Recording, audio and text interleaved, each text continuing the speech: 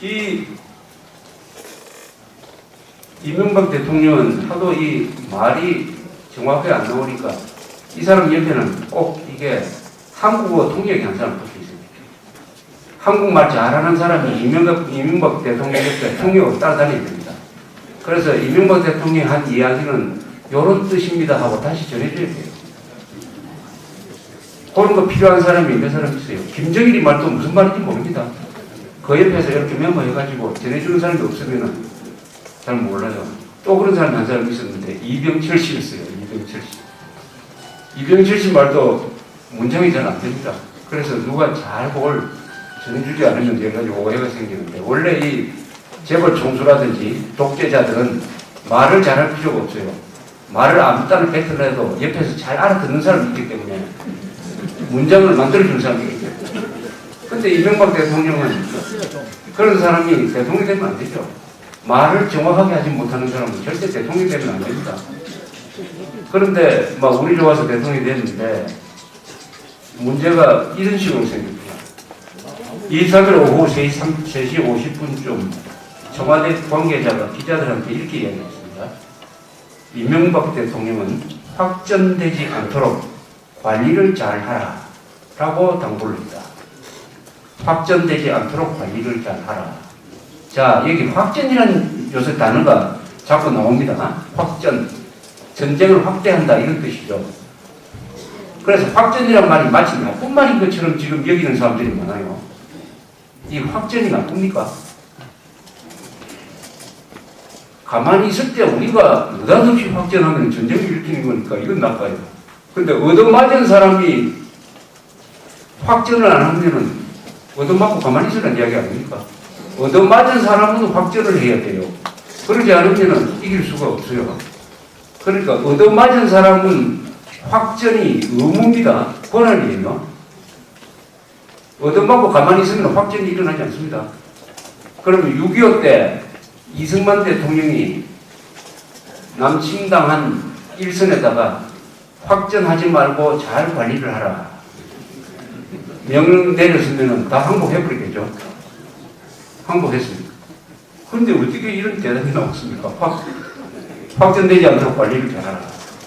그러다가 또 잠시 후 누가 쫓아오더니 기자들한테 이렇게 이야기했습니다. 확전되지 않도록 만전을 기하라. 더 강조를 했어요. 그 다음에 한 30분 지나니까 또 비공식 브리핑에서 이렇게 나왔습니다. 이명박 대통령이 단호하게 대처하라는 말을 했다. 이렇게 나왔습니다. 또 좀 있더니 홍보수석이라는 사람이 나와서 그 앞에 말한 걸 다 뒤집었습니다. 이명박 대통령은 확전 자제를 말한 적이 없다. 실무자가 잘못 전했다. 아니, 대통령 말을 실무자가 어떻게 잘못 전합니까? 거기 참석했던 이 사람이 그 분위기를 다 종합해보니까 아, 이명박 대통령의 뜻은 요런 거구나 해가지고 기자들한테 알렸다는 게 아니죠. 근데 부인을 했습니다. 그 다음에 8시 40분에는 또 김희정 대변인이라는 사람이 나와가지고 몇 배로 응징하라 이렇게 됩니다. 또 바뀌어버렸어요. 경우에 따라서는 제한포 부근에 있는 미사일 기지까지 타격하라 이렇게 되어 있습니다. 근데 이 명령은 지금까지도 지켜지지 않아요. 이게 언제 하라는 건지, 앞으로 이렇게 하라는 건지, 진행 중인 사건에 대해서 이렇게 하라는 건지 뭐가 뭔지 모르겠습니다. 그래서 그 다음날 오전에 국회에서 김태형 국방장관은 이 사람이 아주 말 정확하게 했어요.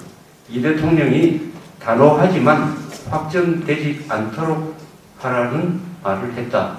이렇게 이야기했다가 그날 오후에 내가 잘못 들었다 해가지고 취소를 했으니까 그 중요한 날에 무슨 일이 청와대에서 있었는지는 지금까지 사람마다 다르고 시간마다 다르고 아무도 모른다.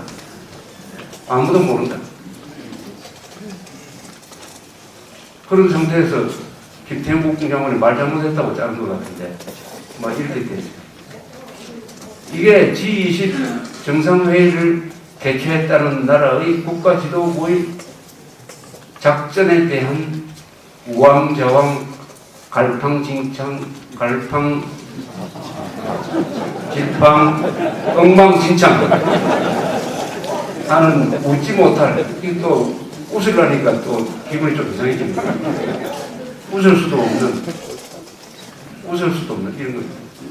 그래서 이런 모든 상황을 딱 집약해가지고 국민들이 이명박 대통령한테 요구한다면은 이런 말이 되지 않을까 생각합니다.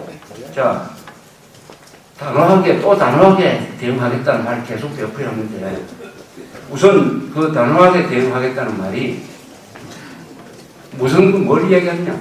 연평도 도발에 대해서 단호하게 응징하겠다는 것이냐 아니냐 이것부터 대답하라. 이렇게 물었는데 아직 대답이 없어요. 앞으로 잘해보겠다. 앞으로 도발하면 몇 배 응징하겠다. 그 말은 우리가 무슨 받아들일 수가 없다. 당신 그 말 지금까지 몇 번 했느냐? 한 번도 지키지 않지 않느냐? 처음 속는 것은 우리가 불찰이다. 두 번 속는 것도 우리가 마음이 약했다. 그러나 세 번 속으면 속는 놈이 더 나쁜 놈이다. 우리가 나쁜 사람이 되지 않기 위해서 안 속는다. 그걸 받아들일 수가 없다. 그 대신 요구를 한다. 연평도 도발에 대해서 응징하지 않으면 연평도 도발에 대해서 응징하지 않으면은 우리 국민이 법률에 정한 대로 하겠다. 헌법에 정한 대로 하겠다. 헌법에 정한 대로 하겠다. 헌법은 뭐냐? 헌법은 대통령과의 직무를 어떻게 규정을 하고 있느냐? 여기 다 있어요. 다 법대로 해야 됩니다. 헌법 66조 2항 대통령의 의무, 국가의 독립, 영토의 보전, 국가의 계속성과 헌법을 수호할 책무를 진다. 국가의 독립을 지켜야 되고 영토를 보존해야 된다. 그 영토는 뭐냐? 천안함이 영토입니다. 천안함은 영토입니다. 이 군함은 영토의 연장을 봅니다. 연평도도 영토입니다. 영평도 천안함을 보존하느냐, 보존하지 못하느냐. 국가의 계속성은 뭐냐? 대한민국만이 한반도의 유일한 합법국가다. 대한민국만이 우리 민족사회의 유일한 전통국가다. 북한 정권은 반국가 단체다. 반란단체다. 하는 것을 우리가 국가의 계속성이라고 합니다. 이것을 국가의 정통성이라고 하기도 하고 국가의 정체성이라고 하기도 합니다. 이것을 지키느냐 안 지키느냐. 반드시 지켜야 되죠. 그래서 국가의 독립과 영토의 보존과 국가의 정통성과 헌법을 수호하지 않는 대통령은 우리가 탄핵할 의무가 있는 것입니다. 헌법 제69조는 대통령이 취임할 때 이런 선서를 하도록 하고 있습니다. 나는 헌법을 준수하고 국가를 보위하며 조국의 평화적 통일과 국민의 자유와 독립의 정치 및 민족문화의 창달에 노력한다. 즉 헌법을 준수를 해야 됩니다. 국가를 보위해야 돼요. 국민의 자유를 지켜야 됩니다. 이것을 했느냐? 이걸 했느냐? 만약 연평도 도발에 대해서 이명박 대통령이 계속해서 무력 응징을 안 하겠다. 그렇게 되면 어떻게 되느냐? 영토를 우리가 보존할 수 있느냐? 불가능합니다. 이 NLL이라는 데가 왜 중요하냐? 이 도서 지방이 백령도, 연평도, 대청도, 소청도 이게 왜 중요하느냐? 그 위치를 보면 아시겠지만은 그것은 인천항을 지키고 수도권을 지키고 평택을 지키고 평택에 있는 미군 기지, 지금 옮기게 되어 있는 미군 기지를 지키는 제1선입니다. 그게 무너져 버리면은 수도권을 지킬 수가 없어요. 수도권에 2천만 국민들이 살고 있고 경제력, 금융 이것의 70%가 수도권에 모여 있어요. 수도권을 지키는 것이 NLL입니다. 그 지키는 섬이 5개. 이것이 무너지면은 수도권이 바로 적의 노출에 들어간다. 즉 인천항뿐만 아니라 이제는 인천공항도 지킬 수 없다. 이렇게 되는 거죠.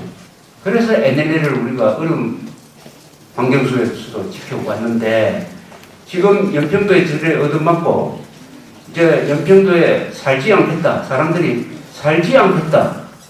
연평도를 비우는 겁니다. 그때부터 부채가 시작되는 거예요. 선물 비우는 정책을 한자로 비우는 공자를 써가지고 공도정책이라고 그럽니다. 공도, 선물 비운다. 우리 무력이 약했던 조선조가 공도정책을 많이 썼어요. 섬에 사람을 살도록 해야 되는데 섬에 사람을 살지 못하도록 하다가 그러다가 독도 울릉도에 막 일본 사람들이 오도록 만드는 거 아닙니까? 그래서 독도 문제가 생긴 거 아니에요? 이거 연평도 공도정책을 쓰면은 우리는 이제 후퇴가 시작되는 거예요. 그렇게 되면은 수도권을 지킬 수가 없다. 여기에 제일 박수를 보낸 사람이 있죠. 바로 중국이죠. 중국은 이 서해가 자기의 호수가 되기를 원합니다. 중국에 한국 해군, 한국 공군이 왔다 갔다 하는 거 마음 편치 않아요. 왜? 뒤에 미군이 있다는 걸 알기 때문에. 그래서 서해에 미국 항공모함 들어오면 신경질적으로 반응을 하는데 가만 보니까 북한군이 참 잘해주고 있어요. 북한이 그 보기 싫은 한국군도 치고 해서 잘해주고 복수를 보내고 있습니다. 여기에 우리가 밀리기 시작을 하면은 전략 환경이 완전히 달라집니다. 이걸 반드시 막아야 됩니다. 막아야 돼요. 여기에서 이명박이가 막을 수 있는 결정적인 찬스를 놓쳐버리고 말습니다. 그러나 지금이라도 하면 돼요. 오늘 저녁이라도 이명박 대통령이 공군에 대해서는 폭격 명령을 내리면 돼요. 그 정당방위 아닙니까? 또 저놈들이 계속 치겠다고 공갈 치고 있으니까 예방 차원에서 선제 공격을 하면 되는 것입니다. 그걸 하지 않으면은 우리는 영토의 보존, 대통령한테 요구한 국민의 안전 지킬 수 없어요. 고의로 안 지키는 거지. 아니, 지킬 수단이 없어서 안 지키는 것은 봐줄 수가 있습니다.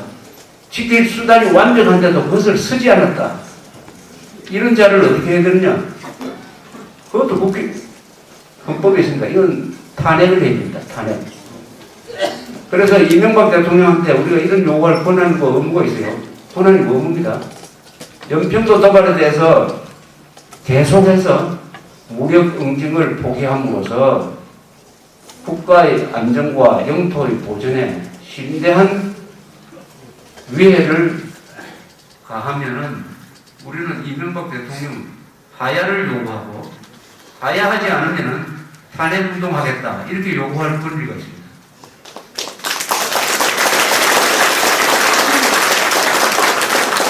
탄핵은 제가 하는 게 아니죠. 국회가 합니다. 국회가 하는 걸로 되는 것도 아닙니다.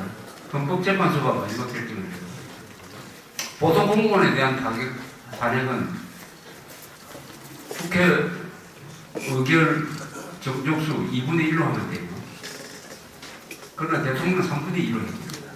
3분의 2, 제적 수의 3분의 2로 하고 그 다음에 그것을 헌법재판소로 넘겨서 헌법재판소에서 최종 판결을 하는 게 있죠. 노무현 때는 국회에서는 압도적으로 됐는데 헌법재판소가 아주 애매한 표현을 해가지고 살려주었습니다. 그리고 국회에서 탄핵 소추가 의결이 되면은 그때부터 대통령의 권한이 정지가 되고 국무총리가 권한을 대행하게 되어 있습니다. 우리가 대통령 탄핵, 대통령 하야 하면은 무슨 정변이나 이런 것처럼 이렇게 생각하는 이유가 있죠. 이승만 대통령 하야, 4.19 그때의 상황이 생각나죠. 최규하 대통령 하야, 전두환 정권의 등장 뭐 이런 것을 생각나는데 우리가 이제 민주주의를 정착해